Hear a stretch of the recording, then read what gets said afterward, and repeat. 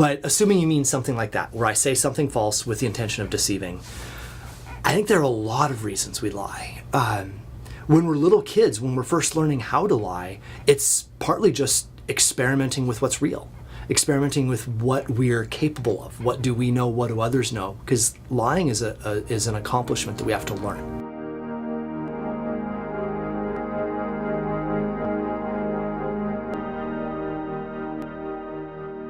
You know, nobody wants to be called a liar.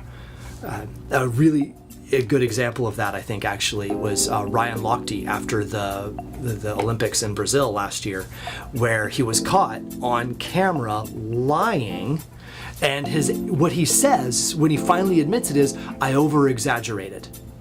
Right? The word lie does not leave his lips. He never admits to being a liar, because that condemnation that comes with that term, I think, shows up because we think of lying as something that's selfish, something that's wrong necessarily.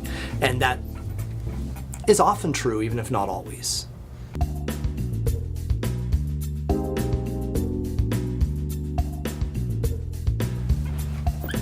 There's definitely something to how much we want to admit that we believe, right? So, you know, there's the phrase a lie of omission, where you leave something out.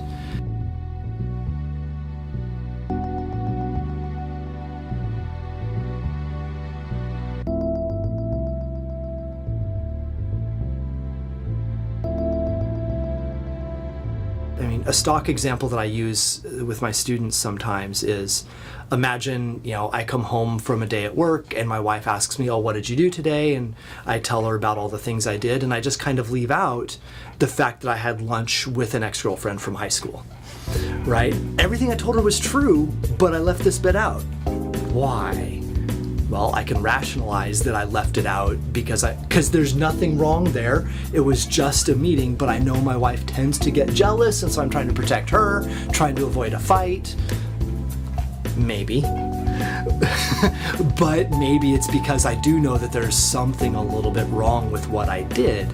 And so I don't feel comfortable flat out lying about it, but I also don't feel comfortable admitting it. So what I've said, there's a gray area here whether I've lied or not, but certainly I've deceived, certainly I've misled. And yeah, to a certain extent, it's because I want to avoid the consequences of my actions.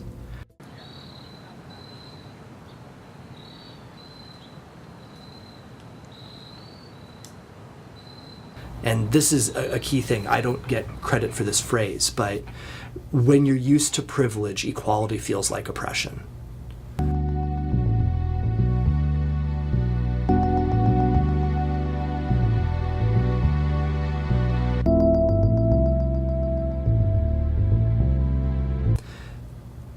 There's something called the Bechdel test. Alison Bechdel, brilliant writer, created it. And basically she said, take a television show or a movie or a book, whatever you want, but it's primarily think about Hollywood.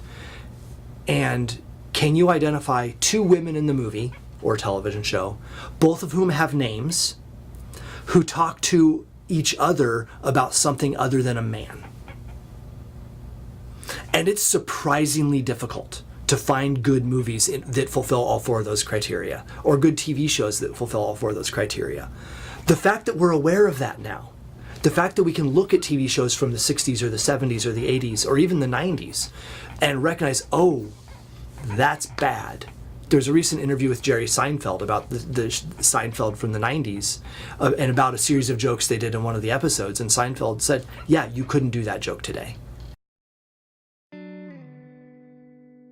The moral obligation, the absolute duty we have is to truthfulness, which is not the same as to telling the truth.